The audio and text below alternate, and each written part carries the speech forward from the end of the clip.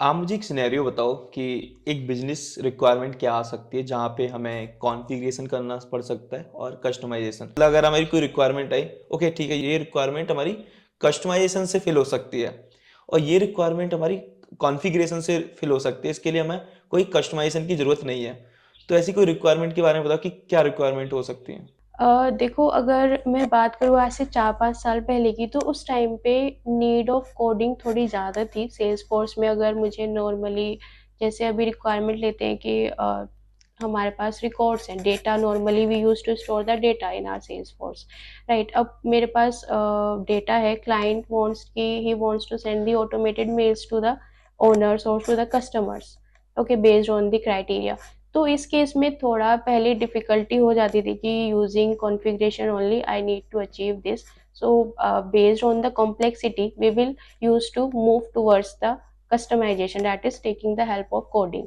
So Apex, where we used to send the emails, automated mails to them, okay, or we want to create any separate UI for our customer. तो इस case में normally हमारे पास Salesforce standard UI provide करता है, पर इतनी ज़्यादा functionality नहीं होती कि जो बिज़नेस को चाहिए। तो अगर उसके लिए मोर कस्टमाइज़ेशन करना है, तो again I need to go with the coding areas, that is with the customisation. तो अभी क्या है, जैसे-जैसे सेल्सफोर्स अपग्रेड हो रहा है, जैसे ईयर्स पास ऑन हो रहे हैं, तो सेल्सफोर्स खुद कोडिंग को कम करता जा रहा है, राइट? ही वांट्स कि most of the things can be possible using the point and click, right? जो पहले रिक्वायरमेंट मेल सेंड करने वाली हम कोडिंग यूज़ कर रहे थे, आज वो हम सेल्सफोर्स फ्लो से ईज़िली अचीव कर सकते हैं, right? We can send any number of mails, we can also even make the callouts. पहले तो callouts only we can do using the Apex, but today we can also achieve that using the flows, that is using the configuration itself. Now the coding will be needed in the scenarios like if there is a UI which we need to create, okay, so separate UI हमें create करना है which is similar to the requirement of the client, कि उसको one ही place पे सब कुछ मिल जाए, उसका खुद का कुछ फ्लो है कि जैसे ये सेल्सफोर्स प्रोवाइड कर रहा है, ये टैब्स है, ये रिकॉर्ड्स हैं, पर मुझे इसमें थोड़ा अलग और चाहिए। तो उस केस में हम कस्टमाइजेशन पे जाना पड़ेगा कि हमारे पास वेब कंपोनेंट्स सेल्सफोर्स ने इंट्रोड्यूस करे, जो कि बहुत ही बढ़िया चीज़ है। इसमें आपको और एक्सपोजर मिलता है और उसको लैंग्वेजेस को जानने का, लाइक जावास्क्रिप्ट, एचटीएमएल, सीएसएस।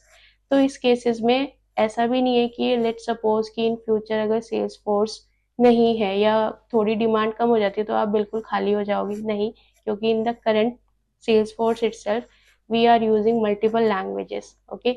सो हम स्किल अप तो कर ही रहे हैं, साइड बाय साइड क्या हो रहा है कि सेल्स फोर्स में ही हम स्किल अप कर रहे हैं using Java script and HTML and CSS. तो इन केसेस में जब हमें कस्टम यूआई और ये सब क्रिएट करने हैं, तो हमारा क्या बोलते हैं, कस्टमाइजेशन पे जाएंगे, ये कॉन्फ़िगरेशन से अभी पॉसिबल नहीं है। ओके। तो मतलब मैं आपकी बातों से एक बात निकाल सकता हूँ कि अगर जिसको जावा आती है या जावा स्क्रिप्ट आती है, तो उसके लिए बहुत ईज़ी हो जाएगा सेल्सफोर्स में मूव होना, राइट? हाँ, उसके लिए डेफ़िनेटली ईज़ी हो जाएँगी, ओनली द डिफरेंस इज़ कि थोड़ा सेल्सफोर्स का स्ट्रक्चर समझना पड़ेगा, कैसी चीज़ें चल रही हैं, क्या डेटा मॉडल है नॉर्मली, और लैंग्वेजेस तो वही यूज़ हो रही हैं, जो अगर वो फुल स्टैक डेवलपर भी है, उसको ऑलरेडी चीज़ें आती हैं। सेल्सफोर्स में भी हमारे पास वेब कंपोनेंट्स हैं, वही चीज़ें, कॉन्सेप्ट्स थोड़े से अलग हो जाएँगे, यूज़ करने का थोड़ा तरीका अलग हो जाएगा, बट लॉजिक्स वही रहेंगे, राइट? उनके लिए बहुत आसान है। It is nothing difficult, only they need to know about the Salesforce or the CRM, how we will going to achieve our business requirements here. Okay, and accordingly we will going to provide solution to our customers, and that solution can include the configuration also, can include the customization also.